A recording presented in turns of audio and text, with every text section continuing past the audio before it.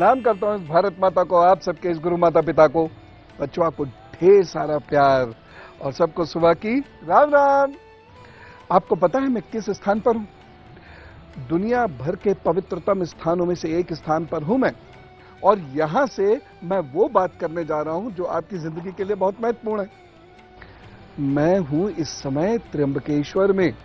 जी, सावन का महीना है। महादेव के दर्शन की लालसा किसे नहीं होती, और ऐसे में कुंभ चल रहा हो और मैं आपको उन पवित्र स्थानों के दर्शन ना कराऊं तो फिर आप नाराज हो सकते हैं। इसीलिए मैं त्र्यंबकेश्वर में हूं। मैं उस स्थान पर हूं जहां पर अहिल्या का और गोदावरी का संगम होता है। मैं उस स्थान पर हूं जहां महादेव विराजते हैं, जहां ज्योतिर्लिंग है। मैं उस स्थान पर हूं जहां सती शमशान है, और जहां पर आपको पता है राहु केतु को शांत करने की यहां पर जबरदस्त पूजाएं होती हैं। राहु केतु का शमन कर दिया जाता है, काल सर्प दोष का शमन कर दिया जाता है। अब यहां से मेरी आपकी बातचीत शुरू होती है। ये काल सर्प दोष के बारे में मेरी आपकी कुछ आज विशेष बात होगी, और वो भी रिमझिम फुहारों के बीच में। आनंद आ जाएगा। आज के गुरु ज्ञान में जो मैं बात आपसे करना चाहता हूं वो ये है कि कुछ लोगों पे सब कुछ होता है। एक अच्छा परिवार होता है, एक अच्छा वंश होता है, उनके वंश में कोई अधिकारी होता है या कोई बिजनेसमैन होता है। वो देखने भालने में, बोलने चालने में सब कुछ अच्छे होते हैं। उनके पास पैसा भी रहा होता है, ऐसा नहीं है कि उनके पास धन नहीं रहा होता, धन भी रहा होता है। फिर भी आज की डेट में कुछ भी नहीं, न धन है, न मानसिक शांति, और प्रतिष्ठा के लिए भी वह रोज रोज लड़ते हैं। उनके स्थायी दोस्त नहीं होते, स्थायी रिश्तेदार नहीं होते। उनके घर के अंदर कलह रहती है। बेटी घर किसी के जाती है तो वहां दुखी रहती है, बहू उनके घर आ जाती है तो दुखी करती है या दुखी रहती है। यानी कलह का माहौल रहता है। और कलह कौन कर रहा है ये तो नहीं कहा जा सकता, लेकिन कलह से परेशान कौन हो रहा है ये तो कहा जा सकता। सब लोग परेशान होते हैं। क्यों होता है ऐसा? और इस बात से बहुत सारे लोग परेशान हैं, बहुत मेहनत कर रहे हैं दिन रात, कुछ हासिल नहीं हो रहा, सब कुछ छूट जाता है। मैं राहु की बात कर रहा था तो मेरे मन में एक बात और आई। त्र्यंबकेश्वर जब मैं पहुंचा तो मेरे दिमाग में जो सबसे पहले बात थी वो यही थी कि आपको राहु की कुछ विशेष प्रकृति के बारे में बताऊंगा, और अगर आपने मेरे बताए हुए कुछ उपाय किए तो निश्चित रूप से आप इससे बचे रहेंगे। अन्यथा ये पूरा जीवन वही करेगा जो मैंने अभी आपको बताया, नहीं कभी सुख से और शांति से नहीं रहने देगा, और सदैव संघर्ष बना रहेगा। एक एक चीज, एक एक ईंट आपको बहुत संघर्ष के साथ जोड़नी पड़ेगी। दरअसल होता क्या है, राहु को समझना थोड़ा महत्वपूर्ण है यहाँ पर, इस स्थान पर विशेष रूप से, क्योंकि यहाँ पर मैं स्पष्ट कहूं तो राहु की बलि होती।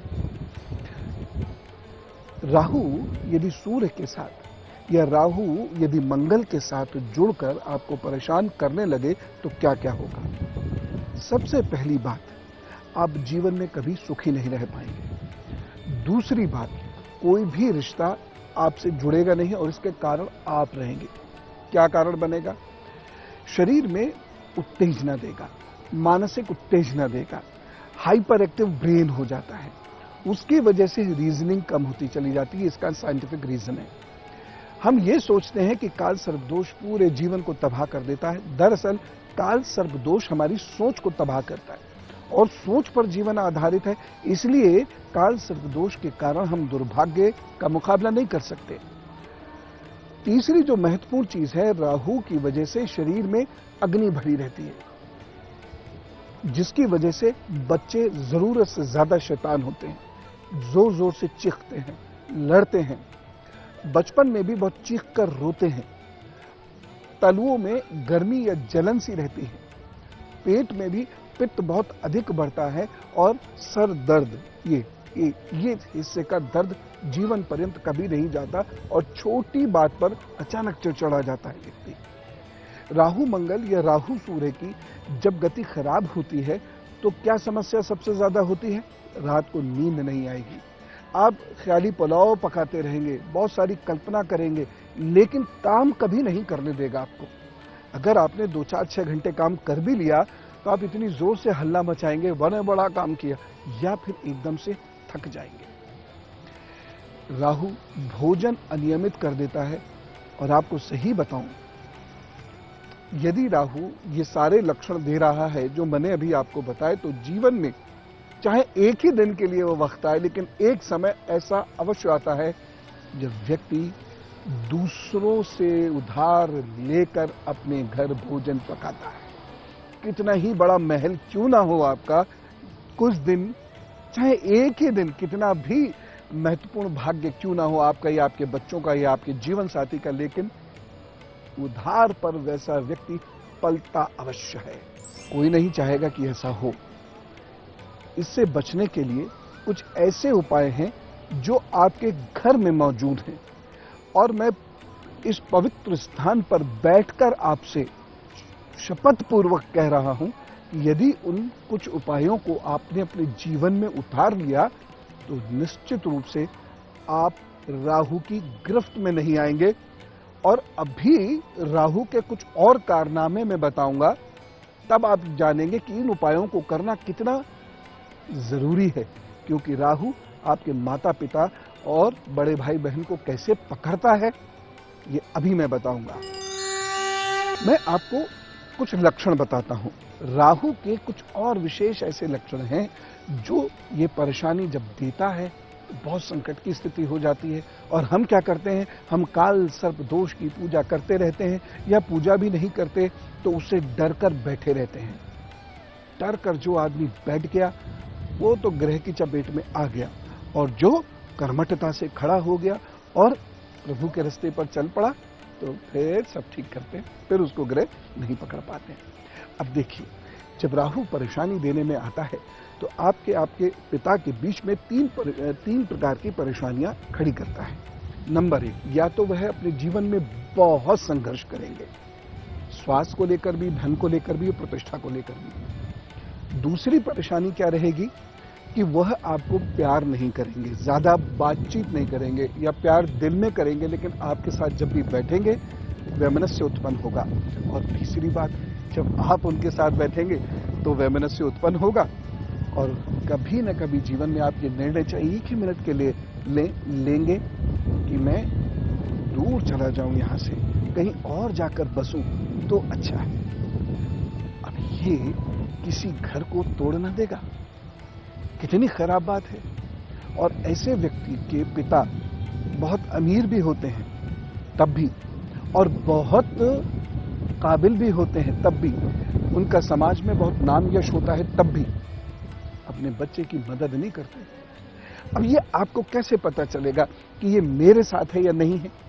बहुत सरल है, अभी बताता हूं। देखिए, 2-3 लक्षण मैं आपको बताता हूं। यदि वह लक्षण आप में है तो आप समझ जाइए आपका राहु आपको परेशान कर रहा है। पहली बात, नीले नाखून या बैंगनी नाखून, नाखूनों पर खड़ी खड़ी धारियां जो काफी उभर जाती हैं। तीसरी चीज है हथेली के अंदर बड़ा सा गड्ढा, और ये वाला हिस्सा जो है, ये वाला हिस्सा ये पतला और चपटा हो जाना। चौथी चीज यह आती है कि आपका पैर काफी बड़ा हो और आपके नाखून बदसूरत हो। पांचवी चीज आती है पैरों में लगातार बीमारियां पड़ना, और दोपहर के भोजन के तुरंत बाद बहुत देर तक सोने की इच्छा करना। सुबह 10 बजे और करीबन 4 से 6 बजे के बीच में बड़ी तेज नींद आना, और रात को बहुत एक्टिव हो जाना।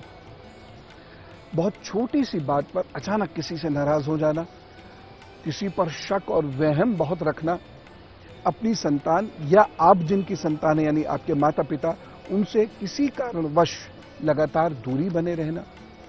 उसके साथ साथ यहां से थूक उत्पन्न होना और झाग के रूप में थूक बाहर आना, जल्द गला खराब होना, आपको जल्द करंट लगना, या कभी आप बिजली आदि का कोई काम करें उसमें आपको नुकसान हो जाना, तेल हाथ से लगातार बिखरते रहना, और अक्सर आपके द्वारा पकाए जाने वाले भोजन या बाल निकलना या कंकड़ निकलना या वह गिर जाना या दूध गिर जाया करना। ये वो लक्षण है जो राहु के खराब होने के हैं। मैं कुछ उपाय आपको बताता हूं, आप इसे नोट करते चले जाइए, ये बहुत काम आएंगे। पहली बात, जो लक्षण मैंने आपको बताए थे वह यदि आपकी जिंदगी में आपको दिखते हैं तो सबसे पहली चीज, जब तक आप घर में रहें मिट्टी के बर्तन का प्रयोग करें, मिट्टी के बर्तन में खाएं। दूसरा महत्वपूर्ण उपाय है, रात को सोते समय 1 चम्मच शहद चाटे बिना कभी मत सोइएगा। कहीं ऐसी जगह हो जहां शहद नहीं मिल रहा तो थोड़ी सी हल्दी चाट लीजिएगा या चूस लीजिएगा, अन्यथा नुकसान हो सकता है। एक और आपको महत्वपूर्ण बात बताना चाहता हूं मैं, बड़ा महत्वपूर्ण उपाय है वह, और वह है तिल का दान। आप तिल के लड्डू का दान कर सकते हैं, तिल की गजक का दान कर सकते हैं, आप काले तिलों का दान कर सकते हैं, लेकिन अक्सर तिल का दान जरूर कर दिया कीजिएगा। अमावस्या को सामान्यतः हम लोग बहुत बुरी तिथि मानते हैं, लेकिन अम तिथि है वो बुरी कैसे हो सकती है? यद्यपि चंद्रमा बहुत कमजोर होता है उस दिवस, लेकिन कुल मिलाकर वह तिथि बहुत महत्वपूर्ण है। अमावस्या विशेष रूप से राहु केतु की समस्याएं सुलझाने के लिए बहुत अच्छा है। इसलिए आपने क्या करना है, अमावस्या के दिन आपने नीले काले वस्त्र नहीं पहनने हैं, चंदन का तिलक स्वयं के भी लगाना है, अन्य जनों के भी लगाना है। आप देखना ये उपाय करेंगे तो बड़ा अच्छा रहेगा, और हो सके तो उस दिन सिर्फ जल पीजिए, उस दिन अन्न मत खाइए। बहुत भूख लगे तो फल में नमक डाल के ले सकते हैं आप। एक छोटा सा उपाय बताता हूं, नीले रंग के धागे में सफेद चंदन का टुकड़ा डाल के गले में बृहस्पतिवार को पहन लीजिए। राहु बहुत अच्छा किया जा सकता है 2 उपायों से। पहली चीज, थोड़ी देर सूर्य के सामने बैठकर ओम खगोलकाय नमः या ओम खगोलकाय स्वाहा इसका जप अवश्य किया करें। और दूसरी चीज, बुजुर्गों की, शिक्षकों की और गुरु की सेवा जरूर करें। आप सेवा नहीं भी कर सकते हैं, कोई बात नहीं, अनादर मत कीजिएगा, ईश्वर सब ठीक करेगा। और अब गुरु मंत्र। श्रावण की परंपरा निभानी है, त्र्यंबकेश्वर में हम बैठे हैं और प्रभु शिव की बात ना करें, ये कैसे हो सकता है? शिव जी के मस्तक पर 3 रेखाएं होती हैं, बीच में आंख होती है। आपको उसका अर्थ पता है? बहुत सारे बच्चे कहते हैं ये कैसे हो सकता है, किसी के मस्तक के बीच में आंख कैसे हो सकती है? इसके 2 कारण हैं बच्चों। पहली चीज है कि हमारे ब्रेन में, हमारे मस्तक के बीचों बीच एक ग्लैंड होता है, पीनियल ग्लैंड। इस ग्लैंड का प्रयोग ध्यान से ही किया जा सकता है, या ये छोटे बच्चों में जागृत होता है। पीनियल ग्लैंड जिसका जागृत स्थिति में होता है, उसके पास अतीन्द्रिय ज्ञान होता है और बड़ी शक्ति होती है।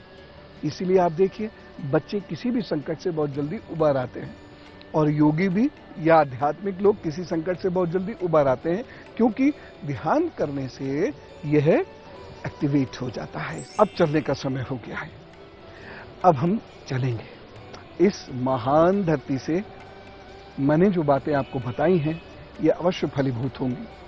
आप उपाय करना मत छोड़ना। मैं भी प्रभु से प्रार्थना करता हूं, आप बहुत खुश रहो, स्वस्थ रहो, आपको जीवन में सब कुछ प्राप्त हो, और एक बहुत विशेष गुण प्राप्त हो, और वह क्या है? शांति। चलो, राम राम, नमस्कार।